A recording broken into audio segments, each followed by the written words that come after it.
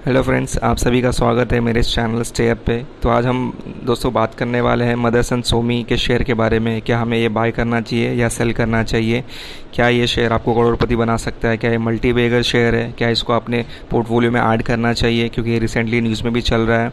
इसके बारे में हम जानेंगे। जैसे कि हम जानते हैं ये कंपनी बेसिकली ऑटोमोबाइल के कंपोनेंट्स बनाती है, जैसे कि मिरर हो गया, जो इसके मॉड्यूलर इंटीरियर एक्सटीरियर मॉड्यूलर्स होते हैं, जो सेकेंड हैंड कार्स जो एक्सपेक्टेड है कि आने वाले 2 सालों में लोग ज़्यादा बाय करेंगे और ज़्यादा इंडिया में उसका डिमांड है, क्योंकि जो फ़िलहाल जैसा सिचुएशन है पेंडेमिक के आने के ख़त्म होने के बाद, कि लोगों के पास शायद उतने एक्सपेंस वो खर्चे ना कर पाए, नए बाय अफोर्ड ना कर पाए नए कार, तो वो सेकेंड हैंड कार्स में अप्रोच कर सकते हैं। तो इसका शेयर प्राइस इंक्रीज़ होगा, क्योंकि वो सेकेंड पार्ट जो भी मॉड्यूलर्स रहते हैं वो उसके अंदर वो एक्सपोर्ट इंटरनेशनली ग्लोबली वो करते हैं, डोमेस्टिक भी इनका प्रेजेंट। जो कंपनी बेसिकली नोएडा दिल्ली में प्रेजेंट है।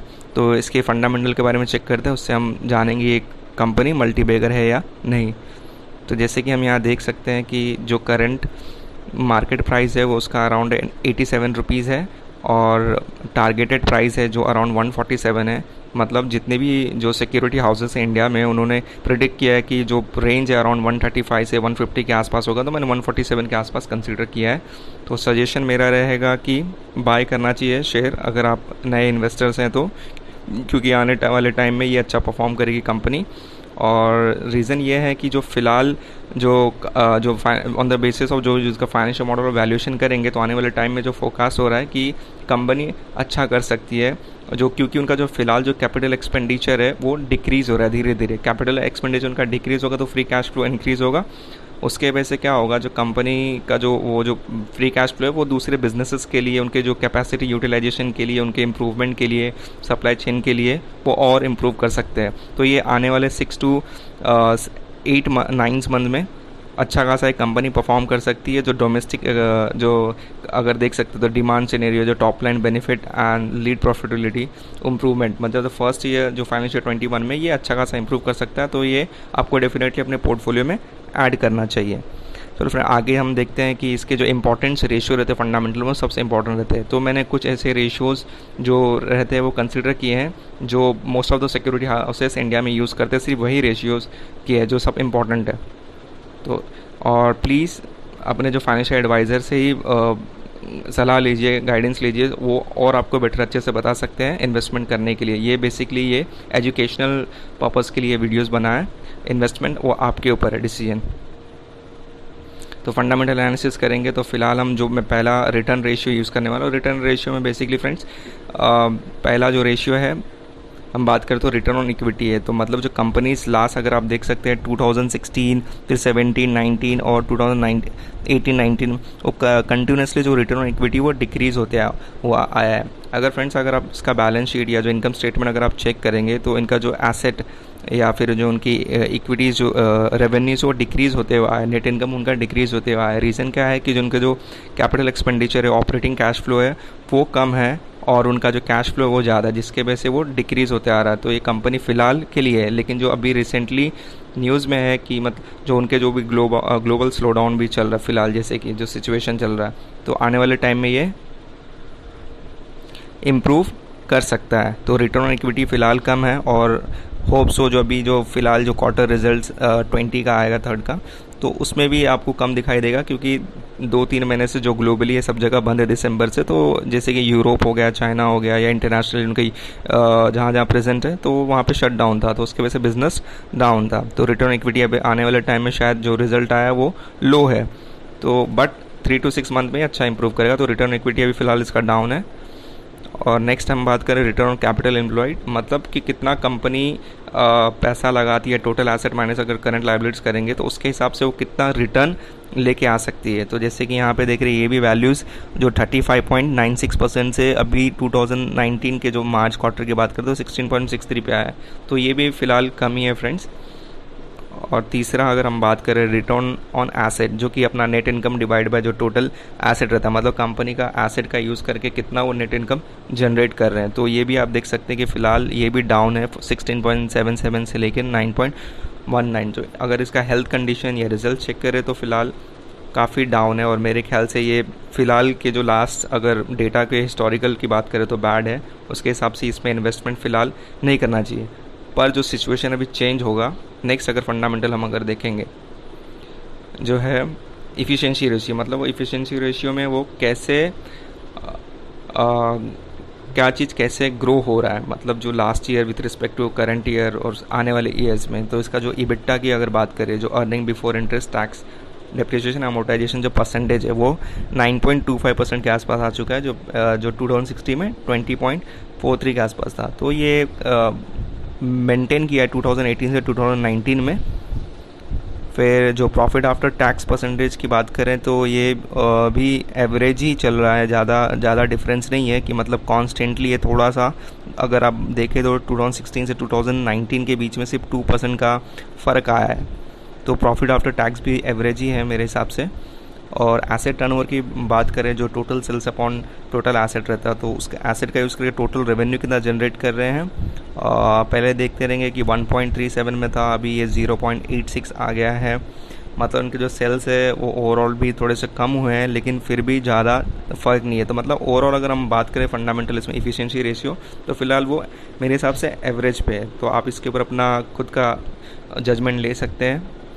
नेक्स्ट अगर हम बात करें जो सॉल्वेंसी रेशियो बेसिकली होता है कि मतलब कंपनी के जो शॉर्ट टर्म और लॉन्ग टर्म जो भी ऑब्लिगेशन रहता है वो उसको मीट कर पाएंगे कि नहीं, डेट जो है उसको पे कर पाएंगे नहीं। तो डेट टू इक्विटी रेशियो हमेशा 0 पॉइंट के नीचे रहेगा तो वो बेटर रहता है। तो हम इसका देख सकते हैं कंपनी के ऊपर जो डेट है वो काफ़ी उन्होंने मेंटेन करके रखा है, कभी ज़्यादा ऊपर नहीं किया। इससे हमें ये भी मालूम पड़ता है कि कंपनी डेट नहीं ज़्यादा लॉन्ग टर्म शॉर्ट टर्म वो डेट लेके नहीं रखती है। अगर बोरो करती है तो अपने कंपनीज़ के जो कैपेसिटी उसको इम्प्रूव कर सकते हैं, लेकिन यहाँ पे वो डेट कम मेंटेन करके रखा है उन्होंने।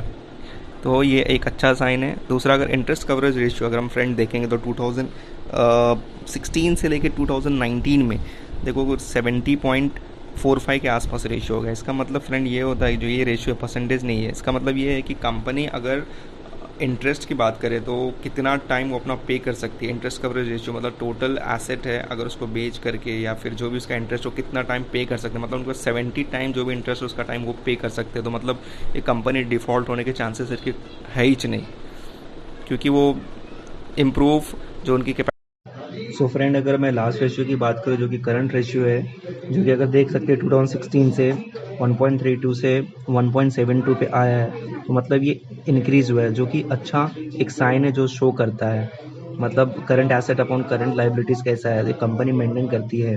तो मतलब कंपनीज़ की जो लाइबिलिटीज़ है वो कम है as compare to current asset को मैनेज करने के लिए। तो ये एक अच्छा साइन है कंपनी के लिए ग्रो करने के लिए।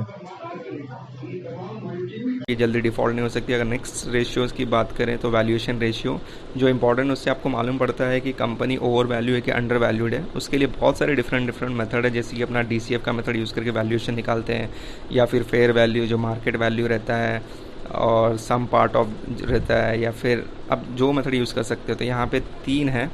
तो फिलहाल जैसे कि आप देख सकते हैं जो अपना यहाँ पे पी रेशियो की बात करें तो फिलहाल जो पी रेशियो जो इस कंपनी का है 57.92 जो 2019 में, और इंडस्ट्री का पी 22.79 है। मतलब कंपनी काफ़ी ज़्यादा उसका जो मल्टीपल रिटर्न है वो बेटर परफॉर्म कर रही है। पी रेशियो का मतलब फ्रेंड ये होता है कि मतलब वो कितने टाइम आप इतना पैसा आप इन्वेस्टमेंट कर रहे हो उसके 1 रुपया कमाने के लिए। तो इतने इन्वेस्टर्स लोग हैं कि हाँ इन्वेस्टमेंट कर रहे हैं और कंपनी का परफॉर्म करने वाली। और नेक्स्ट रेशियो है EV बाई EBITDA रेशियो। इसमें क्या होता है फ्रेंड कि कंपनी का जो इक्विटी वैल्यू है उसको अगर हम डिवाइड करेंगे EBITDA, जो कि अपना EBITDA अगर कैलकुलेट करना तो टोटल जो रेवेन्यू है उसमें से अगर टोटल एक्सपेंस माइनस करेंगे और बाकी डेप्रिसिएशन अमोर्टाइजेशन इंटरेस्ट को ऐड करेंगे तो आपको EBITDA मिल जाएगा।